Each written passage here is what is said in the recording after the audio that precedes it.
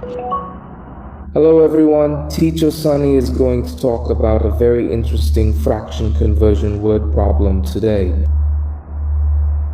So let's carefully analyze the problem, which is a very important step. Analyzing the problem is essential to improve our comprehension of the question. So when analyzing the problem, what exactly should we focus on? We need to observe the number of people involved, the relationship between the numbers involved in the problem, and their changing relationships over time. We need to understand these relationships very clearly. That's the essential purpose of carefully analyzing the problem. Let's thoroughly analyze this particular problem. 6th grade has 3 distinct classes with a grand total of 180 students. So you really need to fully understand this important sentence. The total number has been given. The total for the 3 classes is 180. Okay, then Class A student count accounts for 1/2 of the sum of students in Class B and Class C. In other words, the number of students in Class A is 1/2 of the combined total number of students in the entire Class B and Class C. This is understandable, right? Okay, and then Class B accounts for 2/7 of the sum of students in Class A and Class C. How many students are in 6th grade Class C? Can we solve this by drawing a line segment diagram? Yes, no problem. The key isn't whether you can draw a line segment diagram or not. The key is understanding. Do you understand when you analyze the problem? If you don't understand, you won't be able to draw the diagram.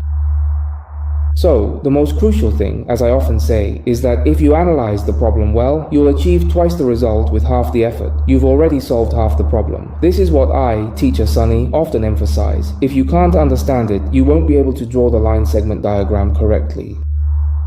Okay, so today I, Teacher Sunny, definitely won't be teaching the line segment diagram method. Instead, let's look at another effective way to help everyone truly understand. First, from carefully analyzing the problem, we absolutely need to gather the key people, important things, and their precise numerical relationships, or rather, translate them into clear numerical expressions to fully understand. Let's see. First, we will begin by 3 classes.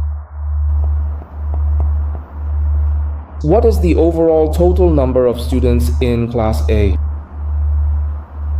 plus Class B and also Class C, totaling a grand total of 180 students? In total, there are 180 students. Okay, and subsequently Class A accounts for approximately 1/2 of the total sum of students in Class B and Class C. That is to say, specifically,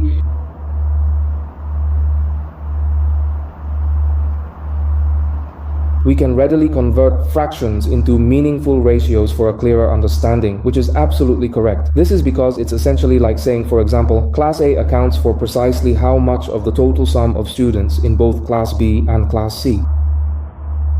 How much of the total number of students is equal to 1/2.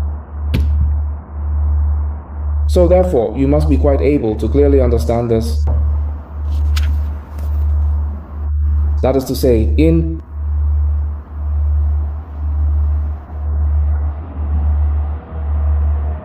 Class A, when compared to the combined sum of students in Class B plus Class C, it is precisely equal to a ratio of 1 to 2.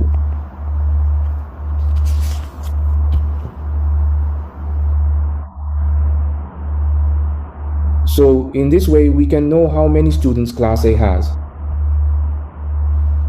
How many students are there? Class A has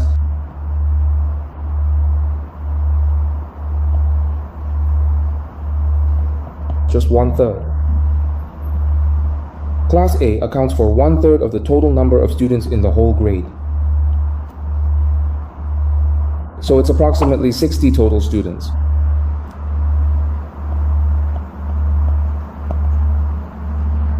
Ah, that's what it means.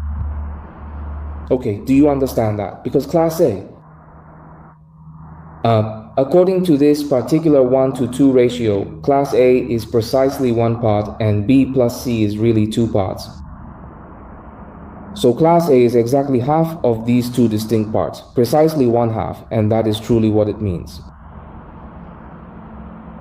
That's what it means. So in other words, Class A, Class B, and Class C. That means it's 1 plus 2, 1 part plus 2 parts, which equals a total of 3 parts. So 3 parts represent the total number of students in the 3 classes of 6th grade.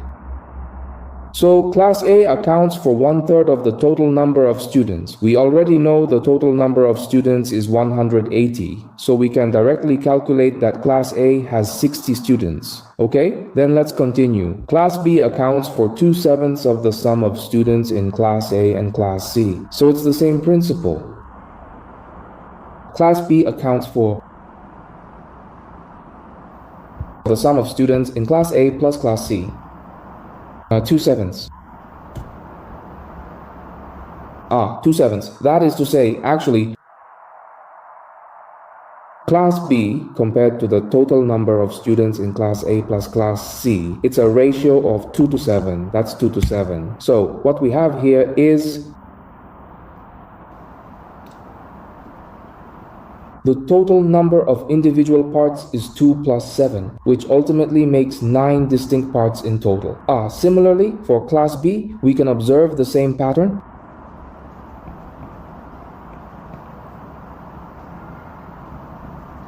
We'll have the total number of students can be considered as 9 equal parts. Out of these 9 parts, Class B occupies 2 distinct parts. Class B, therefore, accounts for 2 parts. The total number of students in all 3 classes is exactly 180. Thus, we can readily calculate it as 2/9, which is then multiplied by 180, and this ultimately results in only 40 students.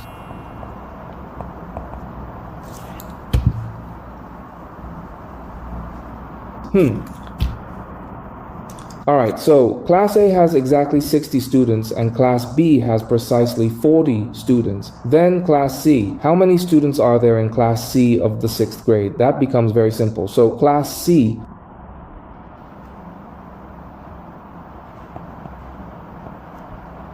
will have the total number of students from all 3 classes, minus Class A's 60 and minus Class B's 40 students. After that, we can get that Class C has a value.